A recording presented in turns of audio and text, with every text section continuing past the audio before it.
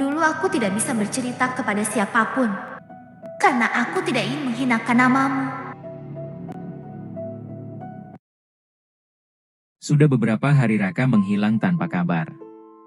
Pesan-pesan Alia hanya centang satu, tak pernah berbalas. Setiap malam, pikirannya dipenuhi tanda tanya.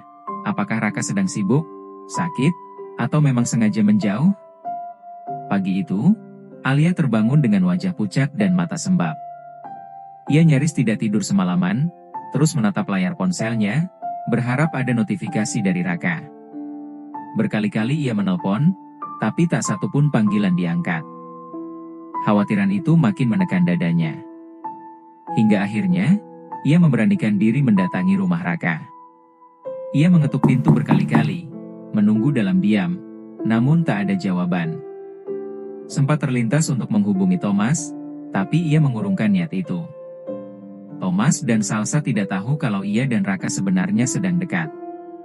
Malam itu Alia memutuskan pulang, mencoba menenangkan pikirannya.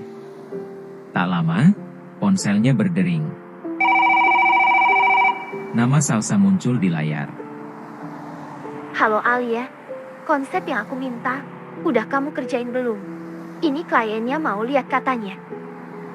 Alia terkejut, ia sama sekali belum mengerjakan berkas itu. Maaf Salsa, aku belum sempat ngerjain. Aku benar-benar lupa. Suara Salsa terdengar meninggi. Loh, gimana sih? Al, ini klien udah nanyain. Aku kan udah ingetin kamu dari jauh-jauh hari. Konsep ini harus segera beres. Iya, aku tahu. Aku benar-benar minta maaf Salsa. Akhir-akhir ini aku terlalu banyak pikiran. Aku benar-benar minta maaf. Alia, kamu nggak bisa bawa masalah pribadi ke kerjaan. Kenapa kamu jadi kayak gini sih? Enggak seperti biasanya. Kalau kamu nggak bisa, aku lempar kerjaan ini ke orang lain aja, ya. Jangan, Sal. Jangan kasih ke orang lain dulu. Aku masih bisa kok. Aku janji besok konsepnya udah selesai. Baiklah, aku tunggu sampai besok. Kalau masih belum beres juga, aku kasih ke orang lain. Iya. Sesampainya di rumah, Alia langsung mengerjakan pekerjaannya. Ia begadang semalaman. Hari demi hari pun berlalu, namun kabar dari Raka tak kunjung datang. Perasaan Alia hancur.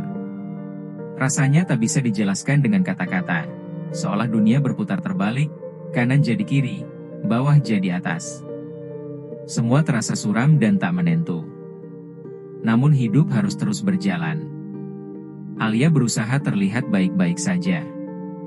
Tapi setiap hari, pikirannya tetap dipenuhi tentang Raka.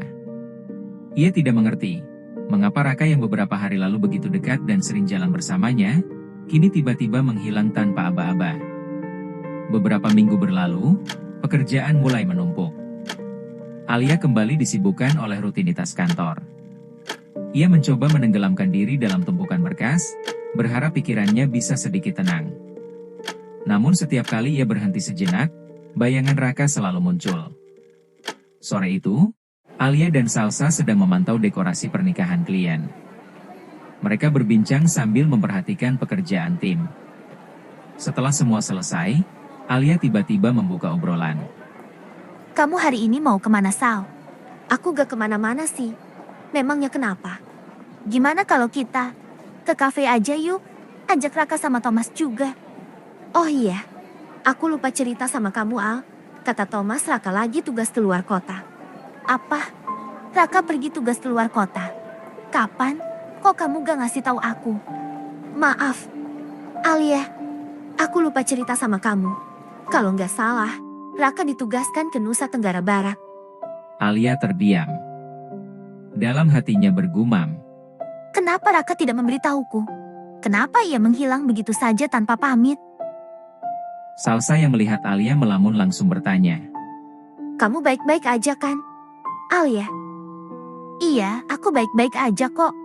Oh iya, Raka ditugasinnya. Berapa lama dan dia pergi sendiri atau sama tim? Kalau itu, aku gak tahu. Lebih baik nanti kita tanya aja sama Thomas. Mereka pun akhirnya sepakat untuk mengajak Thomas ngumpul di kafe tempat mereka biasa berkumpul. Namun sepanjang waktu, Alia terlihat berbeda. Tatapannya kosong, pikirannya masih dipenuhi tanya tentang Raka yang pergi tanpa sepatah kata pun. Malam pun tiba. Di tengah obrolan dan tawa kecil dari meja sebelah, Alia hanya diam menatap cangkir kopinya yang mulai dingin. Ia mencoba tersenyum setiap kali Salsa berbicara, tapi senyum itu tak pernah benar-benar sampai ke matanya.